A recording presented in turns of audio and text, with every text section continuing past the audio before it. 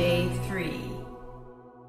The next morning, Mr. Smith had a grim expression on his face as the daily meeting began. "I have an unpleasant duty to do today," he said. "Yesterday, Charles was caught keeping some of the cotton he picked, presumably to sell for his own personal profit. That is against the rules. That is stealing. For that, Charles must be punished." Two men tied Charles to the whipping post.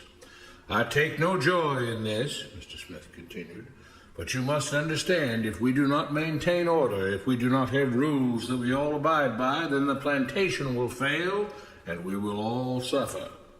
The whip cracked against Charles' back. "But if we all pitch in for the common good, then we can all prosper. Being free doesn't mean you should be selfish and greedy. We must each do our assigned duties and obey the rules, and then we can all benefit, and each of you will receive your appropriate share of the profits." A young man named Samuel stepped forward. "But if you and Mr. Jones decide the rules and whip us if we disobey, how is that any different from what we had before?"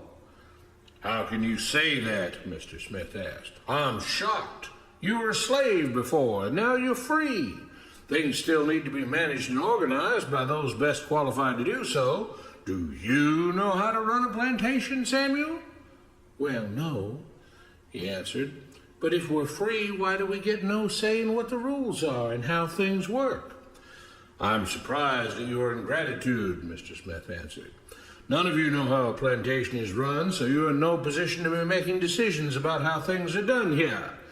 You don't seem to appreciate all the things that Mr. Jones provides for you, from protecting you from all the outside threats you know nothing about, those who would come here, capture and enslave you if not for Mr. Jones' protection, to making sure that you all have food and housing, tools to work with, you're cared for when sick and injured, and so on. There wouldn't be a plantation at all, no cotton to pick, no land to plant and harvest, if not for him. You should be grateful that he's made possible the level of comfort you now have. Your lives would be far worse if not for him. Nevertheless, as free and equal participants in this endeavor, from now on at each meeting, any worker may have 2 minutes to ask questions or voice suggestions or complaints." With that, the workers all seemed satisfied and headed out again to the fields to pick the cotton.